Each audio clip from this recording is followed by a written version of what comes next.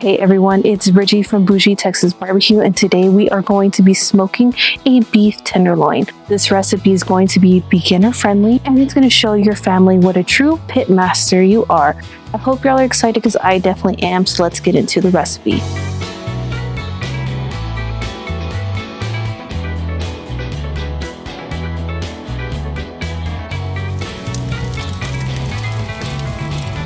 So the very first step in prepping our beef tenderloin is to add a binder. I'm using olive oil. And as far as the seasonings goes, I recommend you keeping it simple with some salt, pepper, garlic. I'm also going to add a peppercorn melody. Now I know what some of y'all are probably thinking that's way too much pepper, but when you use a high quality peppercorn, it's not overpowering. If you're going to spend top dollar on a beef tenderloin, I highly recommend you using a high quality rub. Once your beef tenderloin reaches room temperature, it's time to throw it onto the smoker. Since it's not going to smoke for such a long time like a brisket, I recommend using a stronger wood.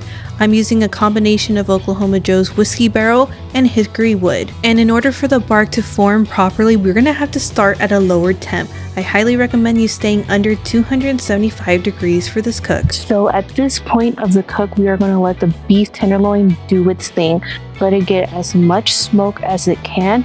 Keeping the lid closed will also help the bark form, but we're going to give the bark an extra boost by basting it with some butter. How you want your tenderloin cooked is totally up to you. I prefer a medium for this specific cut. So once my tenderloin reaches 115 to 118, I'm going to start basting it with butter. And again, this is just the boost our bark needs to crisp up during the cook. And I'm going to baste it every 30 minutes until it reaches an internal temp of 130 degrees. During the resting process, this tenderloin can absolutely rise in temp. So the last thing you're going to want to do is overcook this cut, especially since you worked so hard on it.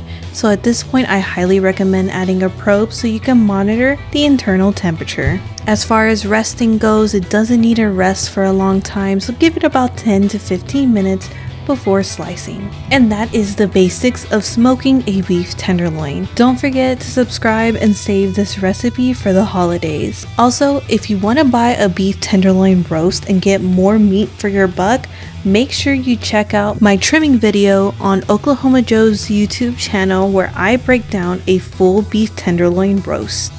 Now I kept y'all waiting long enough, so let's get into this beautiful cut. Not only did the bark set perfectly, but it is so juicy, and we even got a beautiful smoke ring. So I'm just gonna finish up slicing this and enjoy this with my family. So this officially completes our smoked beef tenderloin, rested, sliced, and unbelievably tender. I really hope y'all enjoyed this cook because I enjoyed my time with y'all. Don't forget to leave me a comment down below. Till next time guys, enjoy and have a great holiday season with your family.